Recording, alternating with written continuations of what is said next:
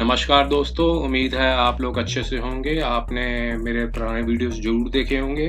अगर वीडियोस पसंद आ रहे हैं तो आप उन वीडियोस को लाइक कर दीजिए और इस चैनल को सब्सक्राइब कर दीजिए ताकि भविष्य में और भी इस प्रकार के ज्ञानवर्धक वीडियोस आपके समक्ष आते रहें।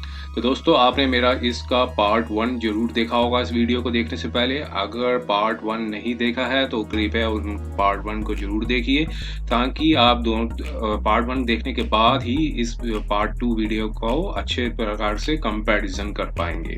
तो दोस्तों, टॉपिक यही है इस वीडियो का कि जो डाउरी आर्टिकल्स जो दिए जाते हैं, अलकथित डाउरी आर्टिकल्स जो क्लेम किए जाते हैं, और अगर क्या वो कथित डाउरी आर्टिकल्स अगर नहीं रिकवर हो सकते हैं तो क्या उसमें जो हस्बैंड है और उनके परिवार वालों की जो एंटिसिपेटरी बेल का जो राइट है वो मिलने में उन्हें कठिनाई आती है कि नहीं आती है। इसको हमने पहली वीडियोस में देखा। हमने 2 जजमेंट्स को देखा। 2012 में जो जजमेंट्स आई थी पंजाब हरियाणा हाई कोर्ट की, तो उनमें डिस्क्रिशनरी पावर यूज़ की गई। तो उनमें जो था कि पटिशनर जो हस्बैंड थे उनकी जो बेल थी रिजेक्ट कर दी। ये दोनों वीडियोस आपने दोनों जजमेंट्स जरूर देखी होंगी आपने। इन दोनों जजमेंट्स में यही बताया कि जो डाउरी आर्टिकल्स जो क्लेम थे वो नहीं मिले, इसलिए जो थी, और साथ में सीरियस एलिगेशंस थी, कोर्ट ने अपनी डिस्क्रिशनरी पावर को यूज़ किया और एंटिसिपेटरी बेल रिजेक्ट कर दी। और अब हम जो जजमेंट डिस्कस करने जा रहे हैं वो जजमेंट है 2016 में केस फाइल हुआ था। जजमेंट 2018 में आई थी। जैसे मैंने हमेशा कहता रहा हूँ, लॉ जो है उसकी जो डेफिनेशन है वो हमेशा बदलती रहती है। जब बनाया जाता है तो वो किस तौर पे बनाया गया और उसका बाद में कोर्ट्स ने अपना अपना डिस्क्रिशनरी पावर कैसे यूज़ की, और उसके बाद आज की डेट में क्या सिनेरियो है, ये सारी चीज़ें समय के साथ बदलती हैं। जैसे क्योंकि सोसाइटी बदलती है, थिंकिंग बदलती है, लोगों का विचार बदलते हैं, और लोग जो हैं वो यूज़ भी करते हैं और मिसयूज़ भी करना चालू कर देते हैं। तो फिर समय समय पे अंकुश लगाया जाता है जो ताकि लॉ को मिसयूज़ ना किया जा सके। तो देखिए, ये जजमेंट थी जो आई थी पंजाब हरियाणा हाई कोर्ट की। दो डेट ऑफ जजमेंट थी 20 फरवरी 2018 की। इसमें भी देखिए, इसमें भी एलिगेशंस लगाई थी। जो लुधियाना की जो सेशन जो लुधियाना में जो लगाई गई है वो लगाया गया था केस 498-406 का। एफआईआर रजिस्टर्ड हुई थी। पटिशनर ने एंटिसिपेटरी बेल फाइल की थी। तो फिर इसके बाद मैरिज, उसमें ये लिखा है कि फैक्ट्स ये थे कि 2011 में शादी हुई थी, मैरिज हुई थी, और पटिशनर ने अप्लाई की थी एंटिसिपेटरी बेल एडिशनल सेशन जज लुधियाना के पास, जो कि रिजेक्ट हो गई थी इस ग्राउंड पे कि गोल्डन आर्टिकल्स लाइन जो हैं वो रिकवर नहीं हो सके। तो देखिए, पहले एडिशनल सेशन जज ने पिटीशन को डिसमिस किया, इस ग्राउंड पे डिसमिस किया कि गोल्ड आर्टिकल्स रिजेक्ट हो गए। तो फिर पिटीशनर को आना पड़ा ये जो है उच्चतम न्यायालय के पास, माननीय उच्चतम न्यायालय के पास। अब उन्होंने कहा कि जो पिटीशनर ने कहा कि हम ट्रायल फेस करने को तैयार हैं। जो उनके जो काउंसिल ने उन्हें कंटेंशन रखी और ये बताया कि कंप्लेनेंट अपना जो सामान है वो ले गई हैं, और गोल्ड आर्टिकल्स जो थे, जितने भी बिलोंगिंग्स थे वो ले गई है।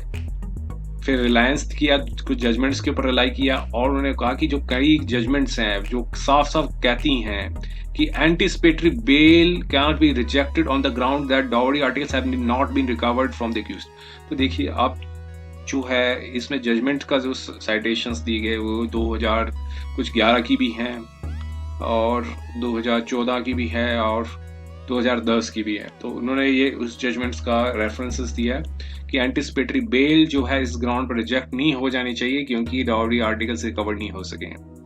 तो काउंसिल ने फिर उनके अपोजिट वाले ने बताया कि 9 तोला जो सोना है वो अभी दिया था वो रिकवर नहीं हो सका, तो एंटिसिपेटरी बेल रिजेक्ट कर दी जानी चाहिए। तो फिर माननीय कोर्ट ने ये ओपिनियन दिया कि जो प्रोसीडिंग्स हैं 498-406 are not meant for recovery of jewellery and dowry articles, and court finds no ground set out in the instant case and distinguish the जज and to distinguish the such judgments। तो petition allow की जाती है और उनको temper नहीं करेंगे evidences को, इंडिया छोड़ के नहीं जाएंगे, जो भी क्लॉजेज होती हैं बेल की वो बताई। तो देखिए, ये जजमेंट आपके लिए काफ़ी हेल्पफुल है। अगर देखिए आप कहाँ रहते हैं, कौन से स्टेट में रहते हैं, वहाँ देखिए ये जो पंजाब हरियाणा, माननीय पंजाब हरियाणा हाई कोर्ट ने ये निर्णय दिया, तो जाहिर है कि ये जो निर्णय था वो एडिशनल सेशन जज में पहले उनकी जो रिलीफ नहीं मिली थी तभी ये यहाँ आए थे। तो इसका मतलब ये हुआ कि निचली कोर्ट ने रिलीफ नहीं दिया। अगर निचली कोर्ट ने नहीं दिया तो माननीय उच्चतम न्यायालय ने दिया है। तो आप कहाँ रह रहे हैं, कौन से स्टेट में रह रहे हैं, वहाँ क्या डिस्क्रिशनरी पावर यूज हो रही है, तो ये सारी चीज मैटर करती हैं। ये जजमेंट्स आपके लिए काफी सहायक है, सहायक देंगी। अगर आप जो है वो ट्रायल जो पुलिस ने चार्जशीट फाइल कर दी है या फिर इन्वेस्टिगेशन के तौर पे है, और आपको जो डर लग रहा है कि मतलब सॉरी डर वर्ड नहीं यूज करूंगा, तो ये आपको लग रहा है, फीलिंग हो रही है कि अरेस्ट हो सकती है, घर के लोगों की अरेस्ट हो सकती है, आप तुरंत एंटीसिपेटरी बेल के लिए अप्लाई कीजिए और कोशिश कीजिए निचली कोर्ट्स में, सीधा माननीय हाई कोर्ट के पास मत जाइए, निचली कोर्ट्स में जाइए, वहां पर ये जजमेंट का साइटेशन दीजिए और लॉ लगाइए। कल को कहते हैं कि पुलिस हमेशा ये कहेगी, वो जो प्रोसिक्यूशन हमेशा ये कहेगा कि डाउरी आर्टिकल्स रिटर्न नहीं हुए हैं। तो ये जजमेंट आपके लिए काफी हेल्पफुल है। मैं दूसरी एक और जजमेंट को दिखाता हूँ, वो भी पंजाब हरियाणा हाई कोर्ट की थी, लेकिन इसमें केस थोड़ा इंटायरली डिफरेंट था। यहाँ जो मैरिड वुमन थी उन्होंने अपील लगाई थी, क्योंकि नीचे की कोर्ट ने शायद बेल दे दी थी। हाँ जी, नीचे की कोर्ट ने जो थी सेशन जज थे वो उन्होंने बेल दे दी थी, करनाल डिस्ट्रिक्ट में थे, उन्होंने बेल दे दी थी। अब इन्होंने जो कंप्लेनेंट ने आगे केस फाइल किया था 439(2) CRPC में कि नीचे की कोर्ट का जो ऑर्डर है उसको रिजेक्ट कर दिया जाए, और एलिगेशंस लगाई थी 323 टू ये जो है मारपिटाई की 406 498 की, जो रजिस्टर्ड किया था वुमेन सेल करनाल ने। और फिर जो पिटिशनर के जो फादर इन लॉ थे, मदर इन लॉ और हस्बैंड के ऊपर भी ये एलिगेशन लगाए थे। फिर इन्होंने यही ग्राउंड उठाया कि FIR हुई है, रिकवर्ड कुछ ही आर्टिकल्स रिकवर्ड हुए हैं, और जो मेन आर्टिकल्स हैं ज्वेलरी के वो अभी भी उन्हीं के पास हैं और रिकवर्ड नहीं हो पाया, तो इसलिए pre arrest bell, anticipatory bail नहीं दी जानी चाहिए। तो फिर पिटिशनर ने ये सारे जो इसी कंटेंशंस थी इसको रिप्रोड्यूस किया। फिर कोर्ट ने भी ये कहा कि मुझे कोई रीज़न नहीं लगता है कि जो माननीय कोर्ट ने कहा कि डिफरेंट व्यू नहीं लेना चाहिए आपने, पिटीशन डिवाइड ऑफ मेरिट्स है, और वुमेन की जो पिटीशन थी 438 की अपील को उससे खारिज कर दिया, डिसमिस कर दिया। तो देखो दोनों जजमेंट से यही निकल के आया। इस केस में क्या हुआ था, अगर नीचे की कोर्ट ने इनको रिलीफ दे दिया हस्बैंड और उनके पेरेंट्स को, तो वो उन्होंने अब बेशक अपनी लीगल राइट्स यूज किए, जो मैरिड वुमेन थी उन्होंने अपने लीगल राइट्स यूज किए, वो ऑर्डर को चैलेंज किया, वो हर किसी का अधिकार होता है चैलेंज करने का। लेकिन अगर नीचे की कोर्ट से रिलीफ मिल जाती है तो ऊपर की कोर्ट में जाने की जरूरत नहीं पड़ेगी। तो इसलिए कोशिश कीजिए नीचे की कोर्ट में जाइए, डायरेक्ट हाई कोर्ट बिल्कुल ना जाइए, नीचे की कोर्ट्स में ही आप एंटीसिपेटरी बेल के लिए अप्लाई कीजिए। अगर प्रोसिक्यूशन ये ग्राउंड हमेशा ही यही उठाएगा कि डाउरी आर्टिकल्स हैं वो रिकवर नहीं हुए हैं। अब देखिए कोई कहे कि मेरे पास इतना अमाउंट मैंने दिया, इतना ज़्यादा दिया, कोई अनवेरिफाइड क्लेम कोई कर मांगे, और जाहिर है कोई भी मध्यम वर्गीय हो जो भी हो, वो इतनी कैपेसिटी नहीं होती कि वो दे सकें, उनको सेटिस्फाई कर सकें। तो ये इसका मतलब ये नहीं कि आप अरेस्ट का धमका के डरा के आप उनको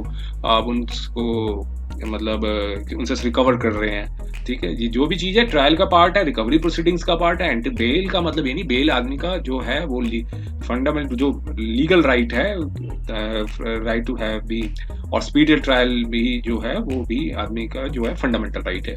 तो लिबर्टी हर आदमी को चाहिए। तो ये जजमेंट्स आपके लिए बहुत हेल्पफुल होंगी। ये दोनों जजमेंट्स को आप अच्छे से कोट कर लीजिए। पर लेंथी जजमेंट्स भी बहुत मिल जाएंगी, लेकिन शॉर्टर फॉर्म में, आसानी से सिंपल फॉर्म में ये दोनों जजमेंट्स आपके लिए बहुत हेल्पफुल होंगी। तो उम्मीद है ये वीडियो आपको पसंद आई होगी, और ये ज्ञानवर्धक वीडियो था, और इससे आपकी काफ़ी हद तक प्रॉब्लम सॉल्व हो जाएंगी। तो और आप अगर वीडियो पसंद आया है तो कृपया इसे लाइक कर दीजिए और चैनल को सब्सक्राइब जरूर कर दीजिएगा, ताकि भविष्य में और भी इस प्रकार के समय समय पर वीडियोस बनाते जाते रहें। धन्यवाद बहुत बहुत।